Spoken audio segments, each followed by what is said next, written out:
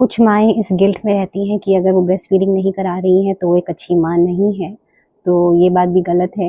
हर माँ अच्छी होती है, हर माँ अपनी बेस्ट कोशिश करती है। लेकिन कुछ के लिए ये जर्नी ब्रेस्ट फीडिंग की बहुत डिफ़िकल्ट होती है। वो स्टार्टिंग से ढंग से ब्रेस्ट फीडिंग कोशिश करने के बाद में भी नहीं करा पाती। कई बार उनको निप्पल की प्रॉब्लम्स होती हैं, निप्पल कई बार इन्वर्टेड होती है, अंदर घुसी हुई होती है या फ्लैट होती है, जिस वजह से उन्हें लैचिंग में प्रॉब्लम आती है। या फिर कई बार उनका बच्चा कभी एनआईसीयू में भर्ती होता है या ज़्यादा सिक होता है, जिस वजह से वो टॉप फीड उसको देना पड़ता है।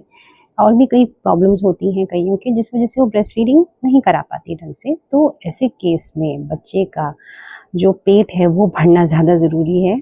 इसलिए अगर आपको फॉर्मूला मिल्क देना पड़ रहा है या ऊपर गाय का दूध देना पड़ रहा है तो ठीक है, घबराइए नहीं। ब्रेस्ट फीडिंग की कोशिश करते रहिए, अपने डॉक्टर से कांटेक्ट में रखिए, बहुत ज़रूरी है।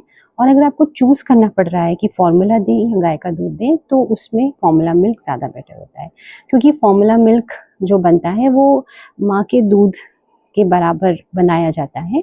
ऑलमोस्ट वैसा नहीं होता, लेकिन फिर भी गाय के दूध से बेटर होता है। गाय के दूध में सोडियम कंटेंट ज़्यादा होता है और गाय का दूध गाय के बछड़े के हिसाब से बनाया जाता है।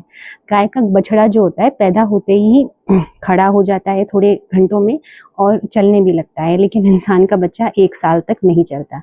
उसको उतना ज़्यादा न्यूट्रिएंट डेंस, इलेक्ट्रोलाइट डेंस दूध नहीं चाहिए।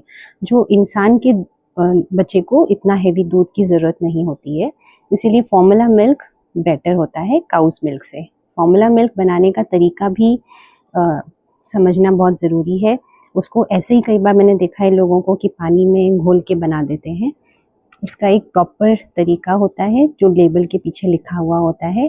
30 ml पानी में 1 स्पून जो अंदर दी होती है डब्बे में वो मिलाना होता है।